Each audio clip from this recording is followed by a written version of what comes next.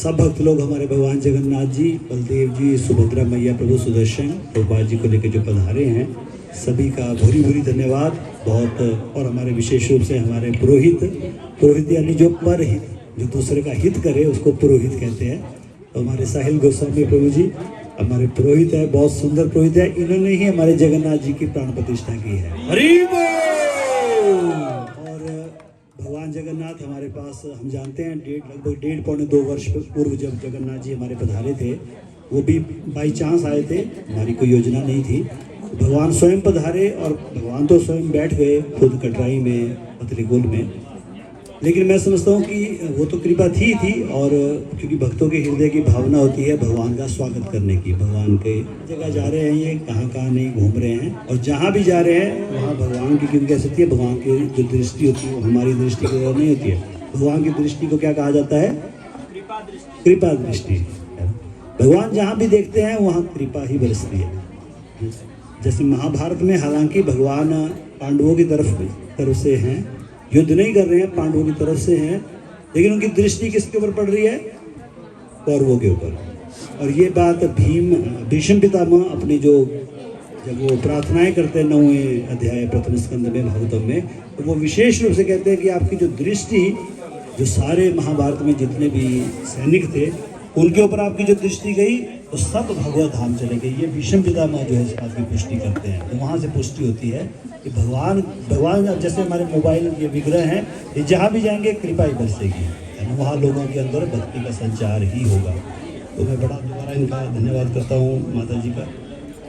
ये ऐसा आयोजन, ये भक्तिमय आयोजन होता है, निस्संदेह ये भक्ति का आयोजन होता है। इसमें जो करता होता है, करने वाला होता है, वाला ये पुण्य होता है। क्योंकि संसारिक जो पुण्य हम कमाते हैं सामान्य कर्मकांड से, वो तो आपके पैसे कमाने की तरह है।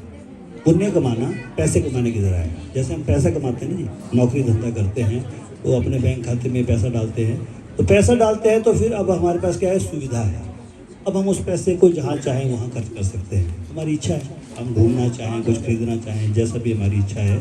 तो सामान्य जो पुण्य हम संसार में करते हैं, कोई स्नान, धर्म, यज्ञ इत्यादि जो भी है, दान इत्यादि, वो क्या है? पुण्य। कि आपने कमा दिया, अब आपको अच्छा मिलेगा, क्या पता स्वर्ग मिल जाए, अच्छा शरीर प्राप्त हो जाए, अच्छा निरोगी काया मिल जाए, मान प्रतिष्ठा, धन, वैभव इत्यादि जो है आपको वो प्राप्त हो जाए। लेकिन जो कार्य जिसमें भगवान को साक्षी रखकर और भगवान के लिए, सबसे बड़ी महत्वपूर्ण, उसमें सबसे महत्वपूर्ण बात जो भी प्रभु जी भी कह रहे थे, जैसे पुरोहित है तो कई जगह जो है यजमान उनको बुलाते हैं। तो बहुत सारे लोग, अधिकतर जो लोग कलयुग में जो कुछ भी कोई भी यज्ञ इत्यादि जो भी कोई धार्मिक विधि करते हैं, उसमें हेतु रहता है अपना स्व कल्याण, मुझे कुछ पुण्य की प्राप्ति हो। लेकिन जो एक्चुअल में जिसे कहते हैं द सीक्रेट ऑफ कर्मा, जो भगवान गीता में सिखाते हैं, वो क्या कहते हैं? यज्ञात् कर्मणः लोकः अन्यत्र कर्म बंधना। व्यक्ति को भगवान विष्णु की संतुष्टि के लिए कार्य करना चाहिए। कार्य तो सब करते हैं संसार में, नहीं क्षणम जातो तिष्ठति अकृतः। कोई भी व्यक्ति एक क्षण भी बिना काम किए हुए नहीं रह सकता है। तो काम जब हमने करना ही है, तो काम करने की जो शैली है, काम किस मूड में, किस भाव में किया जाए, वो भगवान गीता में सिखाते हैं। गीता यज्ञ था तो गीता के ऊपर चर्चा होनी चाहिए।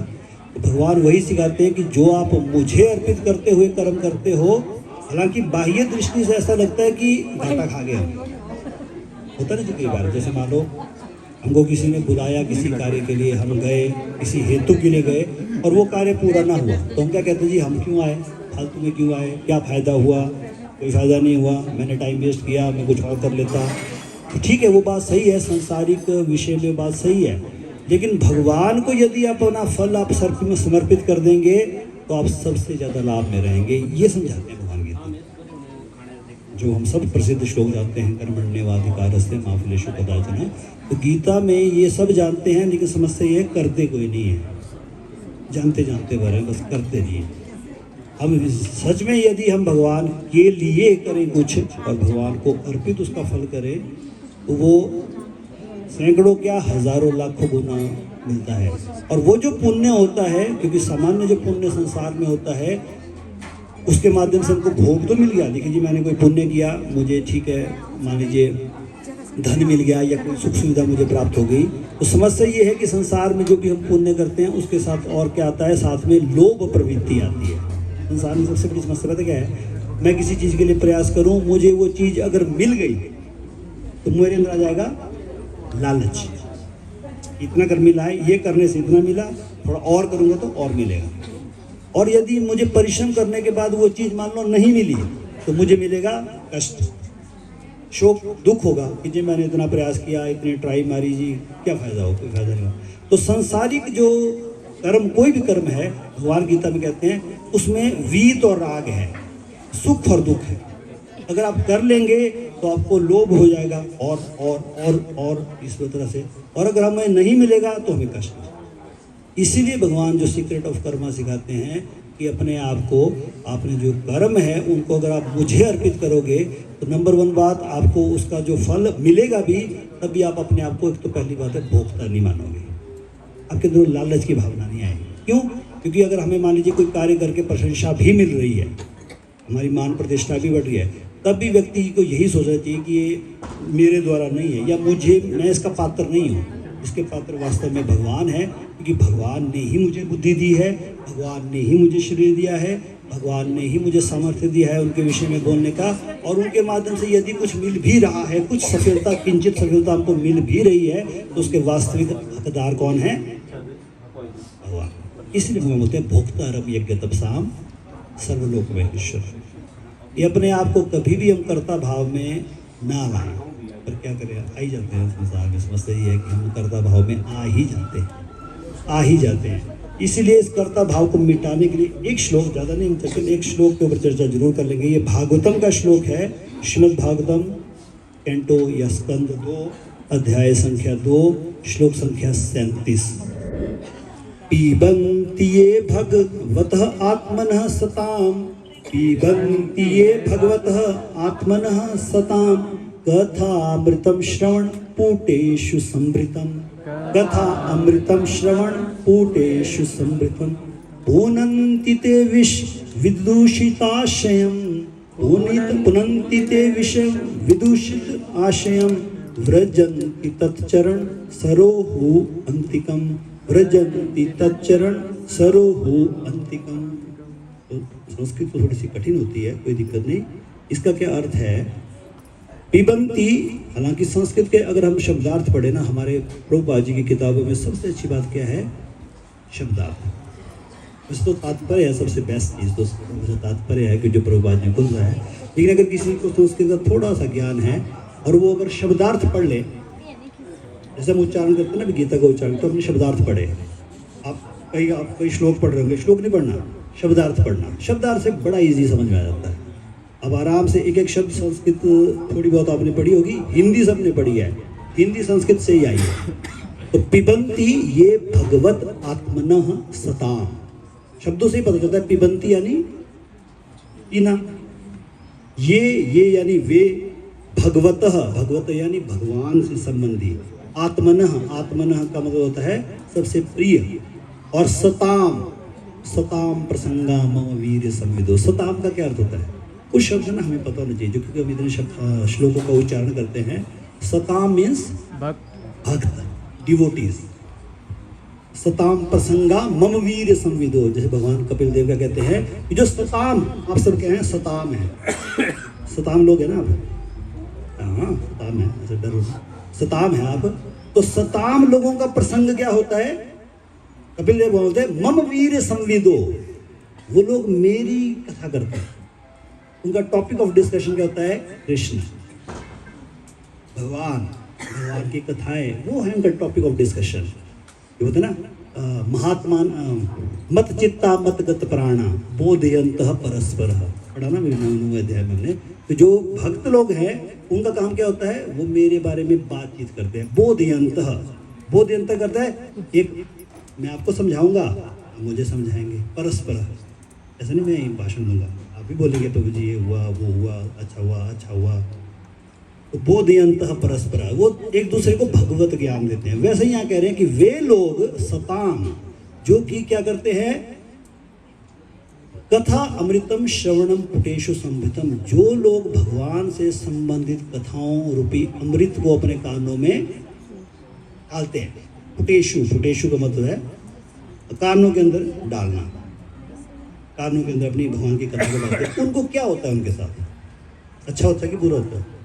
अच्छा, बहुत अच्छा होता है। क्या है उनका ये होता है, पहली लाइन में कहा कि वे लोग, और दूसरी लाइन में आता है ते, ऐसे चलता ही है, अत और तत्, ऐसे। मतलब ये संस्कृत श्लोक बड़े सुंदर होते हैं, अगर आप इसको देखेंगे तो बड़ी ये फ्लो में चलता है बेसिकली है। तो मैं कहा ये वे जो करने वाले, उनके साथ दूसरे ते, उनके साथ क्या होता है? पुनंती। वे लोग क्या हो जाते हैं? पुनंती मतलब शुद्ध। जो कथा सुनेगा भगवान की, वो व्यक्ति क्या हो जाएगा? शुद्ध हो जाएगा। किस चीज़ से शुद्ध होगा? हम तो शुद्ध हैं, सुबह नहाए हैं, अच्छे साफ सुथरे कपड़े पहने, आज तो वैसे ही फंक्शन होता है, वैसे तो शुद्ध होके ही आए हैं ना। तो यहाँ कोई ज़्यादा शुद्ध कराया जा रहा है? यहाँ शुद्ध कराया जा रहा है ना जी। बाहर से तो हम हो जाते हैं शुद्ध, आंतरिक रूप से हम शुद्ध नहीं हो सकते। शुद्ध होने का तरीका है ये। शुद्ध होने का क्या तरीका है? पुनंती ते विषय विदूषित अस्यम। जो हमारे अंदर जो अनर्थ है, हमारे अंदर जो वासनाएं हैं, जो सबके अंदर है, सबके अंदर कम ज़्यादा हो सकती है, इन हैं सब में। तो उन चीज़ों से व्यक्ति जो है वो शुद्ध हो जाता है। और जब शुद्ध हो जाता है तो वो कहाँ जाने का अधिकारी हो जाता है? व्रजंती तत्चरण सरोहरहम अंतिकम। व्रजंती मतलब वो जानने का अधिकारी, तत्चरण उनके चरण कमलों में जानने का अधिकारी हो जाता है वो व्यक्ति जो भगवान की कथा रूपी अमृत को अपने कानों में डालता है। वो कितना बेस्ट चीज भगवत कथा। तो इसका अनुवाद है, those who drink through oral reception fully filled with the nectarian message of Lord Krishna, the beloved of the devotees। और भगवान को क्या बोल रहे हैं यहाँ?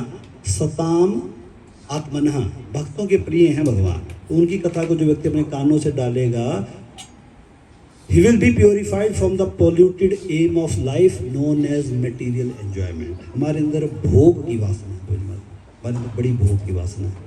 यहाँ तक कि हम भक्ति भी करते हैं ना, वहाँ भी हम शरीर लेना चाहते हैं। बड़ा स्यापा है, बड़ा स्यापा है कि नहीं? लगता नहीं ऐसा?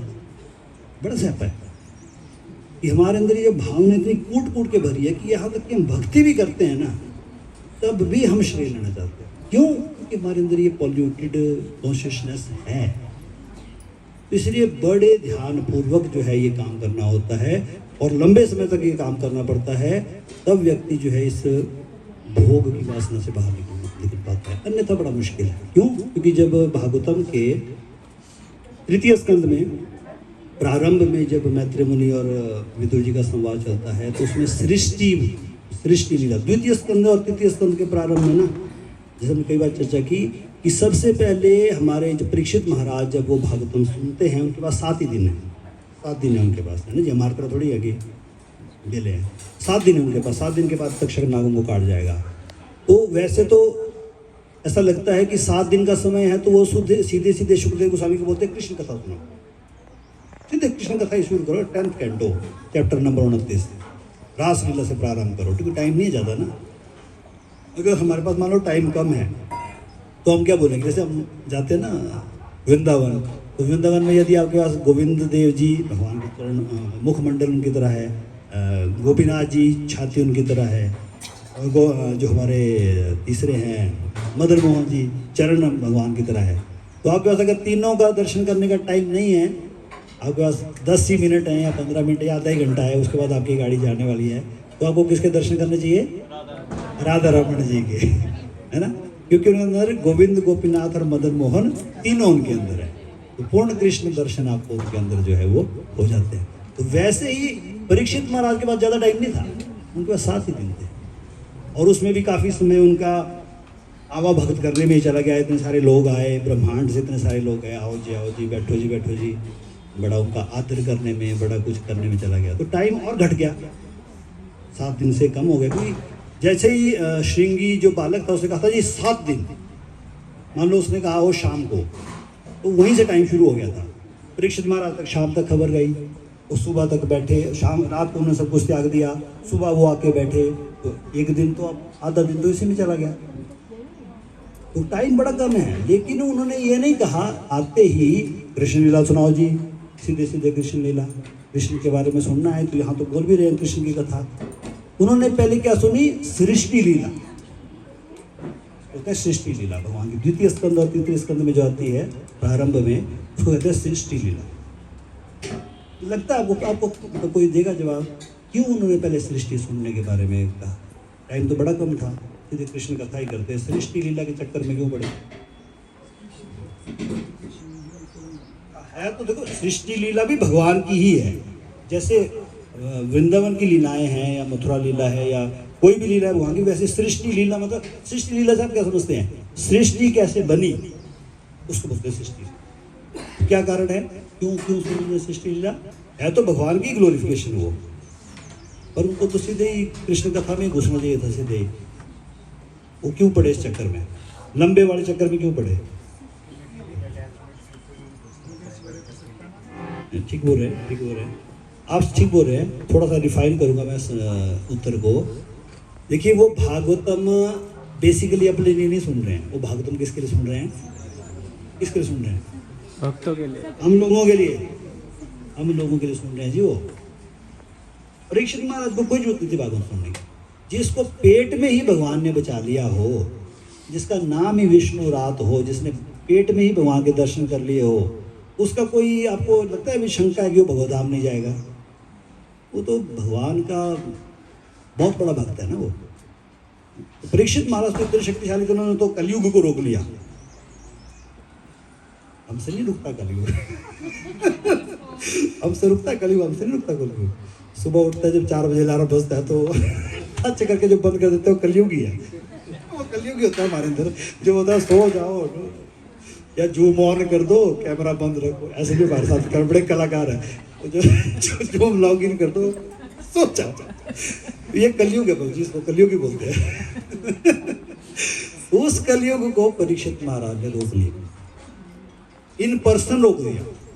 इतने शक्तिशाली थे वो, इतने पावरफुल है अर्जुन के प्रभाव पर। नहीं मत दिया था, चलो छोड़ो। चलो, भागवतम कुछ और बोलता है, महाभारत कुछ और बोलता है, भागवत बोलता है कि नहीं परीक्षित जो है वो महाभागवत ही थे। वो भगवान की इच्छा थी कि उनसे गलती हो गई, चलो गलती हुई उनसे, नो डाउट गलती हुई उनसे, लेकिन वो भगवान की इच्छा थी क्योंकि भगवान ने भागवतम देना था बेसिकली। देखो, जैसे अर्जुन मोहित हुआ, तो अर्जुन क्यों मोहित हुआ बताओ? अर्जुन मोहित हुआ हमारे लिए, क्योंकि गीता आनी थी उसके माध्यम से ना। वैसे ही परीक्षित महाराज को मोहित भगवान ने जानबूझ के किया, भागवतम आए हमारे पास। अगर वो मोहित नहीं होते तो वो सीधे भगवान का स्मरण करते, तक्षक मार के चले जाता, बात खत्म। वो तो चले जाते भगवतधाम, पर हमें कहाँ मिलता भागवत? तो हमें, हमारे लिए कई बार बड़े लोग जो है वो हमारे लिए जो है कुछ न कुछ रोल करते हैं, अपने आप को नीचे ले आते हैं हमारे लिए, हम जैसे जीवों के लिए, क्योंकि भागवत हमारे लिए दी गई। तो इसीलिए क्या बोल रहा था? हाँ, सृष्टि लीला। तो सृष्टि लीला में इसीलिए कही गई क्योंकि हम लोगों को पहले द्वितीय और तीसरे स्कंद में जब हम पढ़ते हैं ना, हमने पढ़ी, अब हम तीसरे स्कंद में पहुंचे हैं, तो कितनी टफ है। ये निकला, वो निकला, भगवान का विराट रूप, ऐसे मुंह जो है वो ब्रह्मलोक में है, कमर जो है यहाँ भूलोक में है, चरण पाताल लोक में है, फिर महत तत्व बना, प्रधान बना, महत तत्व बना, इंद्रियां बनी, इंद्रिय विषय बने, पंचमहाभूत बने। बड़ा टफ है, इतनी आसानी से वो चीज़ समझ नहीं आती। चतुश्लोकी भागवतम आता है, तो वो सब कुछ हमको क्यों बताया गया जी? प्रभु जी इतना टफ हमको क्यों बताई जा रही है? ये जो सृष्टि बताई जा रही है, भाई ये ब्रह्मांड की संरचना बताई जा रही है, ब्रह्मांड बड़ा टफ है, यानी इस ब्रह्मांड से निकलना बड़ा टफ। जब इसका सृष्टि समझना टफ है, इसका मतलब इस ब्रह्मांड में जिसमें हम और आप लोग जो देह धारण करके बड़े खुशी खुशी बैठे हैं ना, यहाँ हम बड़ी बुरी तरह फंसे हो। ये बताने के लिए किया भाई, समझो कि तुम कितने तगड़े उसमें फंसे हो। ऐसा मत समझो कि एक बार आपको लग रहा है जी हम तो इस्कॉन के वक्त महान भक्त हमको, इसके बाद सीधे भगवतधाम। बाकी संस्थाओं के बारे में नहीं हम बोलते, पर हमको क्यों करके सीधा, इतना आसान नहीं है, इतना आसान प्रभु जी माता जी, चाहे आप इस्कॉन में हो, चाहे टिस्कॉन में हो, चाहे जिस मर्जी में हो, सरल नहीं है। आप संरचना पढ़ो भागवतम में, दूसरे और तीसरे स्कंद में बहुत बुरी तरह फंसे हैं। मैंने कहा ना, भक्ति में भी भाव आ जाता है हमारा अहम भाव, और सूक्ष्म छोड़ो, हमारे अंदर तो ग्रॉस रूप में होता है। सूक्ष्म तो होता है बारीक, सूक्ष्म तो ऐसा कि वो पता नहीं लगता किसी को, लेकिन हमारे अंदर तो बारीक, हमारे अंदर तो डायरेक्टली दिखता है। और हमेशा हमने याद रखना है, हमें लगता तो है ना कि हम बड़े महान हैं, लेकिन हमेशा व्यक्ति को ये सोचिए, मैंने लेक्चर में सुना था, बड़ा अच्छा था उसमें लिखा ना कि इसमें ये कहा था कि मान लो कोई भक्त, क्योंकि डिवोटी रिलेशनशिप बड़ा इंपॉर्टेंट होता है, कि कोई भक्त मान लो या कोई व्यक्ति हमको किसी बात के लिए पॉइंट आउट कर दे, बोले माता जी थोड़ी सी समस्या, तो हो सकता है वो एक व्यक्ति कुछ मतलब वो किसी कारण से बोल रहा हो, उसका हमारे प्रति कोई द्वेष हो, नहीं तो हो सकता है ऐसा।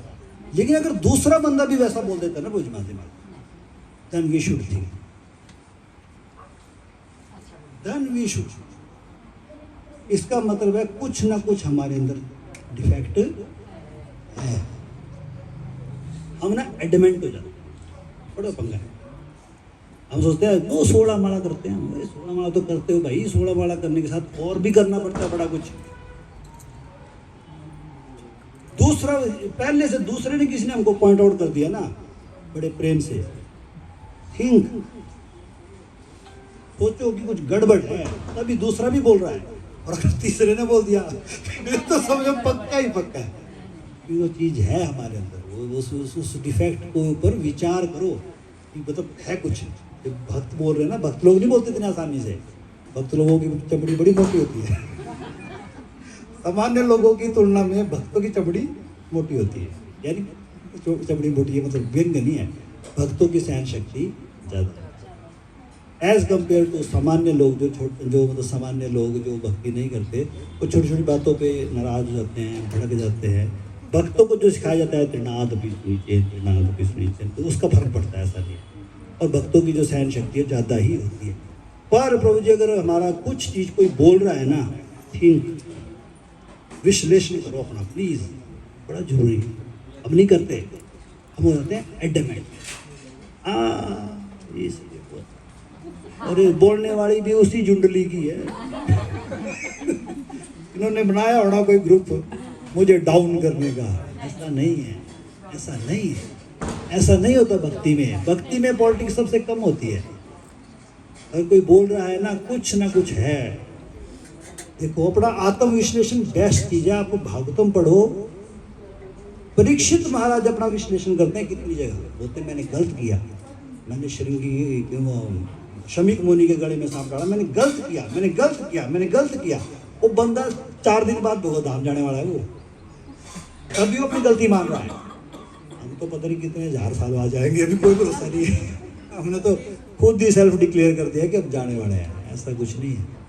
वी आर नो, एक बड़ा हम जब पढ़ते ना जुडिशरी में, और उसमें इटली का एक बड़ा बढ़िया कोट है, नो बॉडी कुड बी जज इन हिज ओन केस। कोई भी अपने आप को ये नहीं बोल रहा मैं बोलूँ जब मैं भगवत धाम जाने वाला हूँ,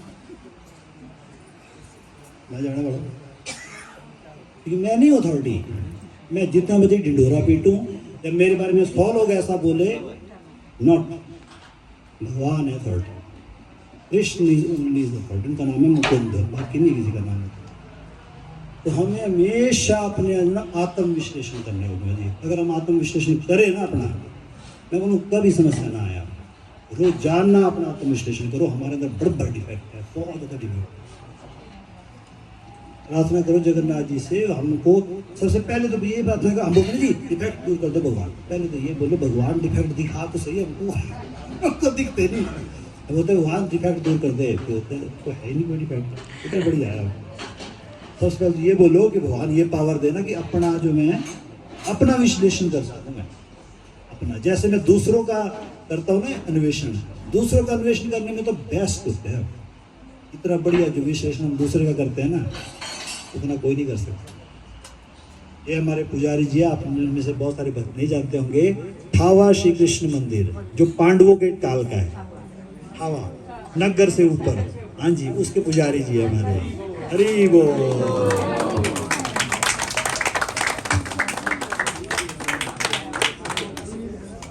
मुरलीधर ठाकुर, मुरलीधर महाराज, बिल्कुल उनका नाम ही मुरलीधर है, क्योंकि वहाँ भगवान की मुरली सुनाई देती है बजते बजते, किसी किसी को सुनती है।